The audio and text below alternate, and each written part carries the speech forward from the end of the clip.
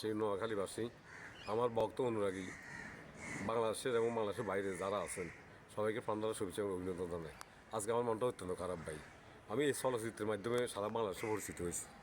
আমি 1999 সালে শঙ্খমালা, শাহী দরবার, এরপরে বেদের মেয়ে জ্যোৎস্না, মণিকাঞ্চন, রতনমালা এসব ছবিগুলো করি তখনকার যোগ আজ থেকে 35 বছর আগে আলোচিত হয়েছে। কিন্তু দুঃখ লাগে আমি নিজে নার্ভাস। আজকে দেখেন বিসিতে শ্মশান কোনো লোকজন নাই, দেখতেছেন খালি, ওই দেখেন লোকজন নাই। আমাদের যাদের এটা রুজি রোজগার জায়গা ছিল, একসময় আমরা শিল্পীরা আসলে প্রতিদিন সকালে একটা অভিনয় করতাম, বিকেলে একটা অভিনয় করতাম, রাতে একটা অভিনয় করতাম, আনন্দ থাকতাম, মজা থাকতাম, মনে হতো যে আমাদের কোনো জীবনে কোনো কষ্টই নেই।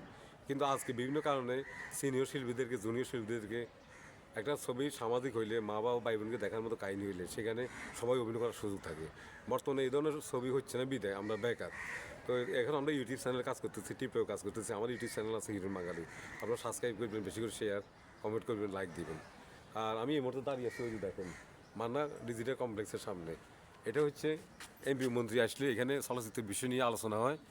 আর এই যে বাংলা ছবি দেখতেন, এই যে এই জায়গাটা, এই বিল্ডিংটা দেখতেছেন না, এই বিল্ডিংটাতে পুরা বাংলা সবগুলো ছবির এই রিল হইতো, রিল যে রিলগুলো দিয়ে হলে রিল চলে, ছবিগুলো দেখাইতো দর্শকের। এখন তো আর রিলে যোগ নাই, এখন মেমোরি সিস্টেম হয়ে গেছে। তা আসলে নার্ভাস লাগতেছে বিসিতে আসি, তবুও আমি চেষ্টা করলাম আপনাদেরকে আর বেশি কিছু দেখাই। তো নাই মামার হচ্ছে কানা মামা ভালো, যা সম্ভব হয়েছে তা একটু দেখাইলাম। তো আপনারা ধন্য হবেন, আমিও ধন্য যে অন্তত বেশিতে এখন নায়ক নাকি না থাকলেও তবু এই ঐতিহাসিক স্থানটা যে আমরা ছবিতে দেখেন, একটা পোল দেখাইলাম, তারপর একটা ফাঁদ দেখাইলাম, আর জায়গাগুলো দেখাইলাম যে শুটিং হয়। এগুলোর মধ্যে বাংলা ছবি আপনাদের হৃদয় কাড়ে নিচ্ছে।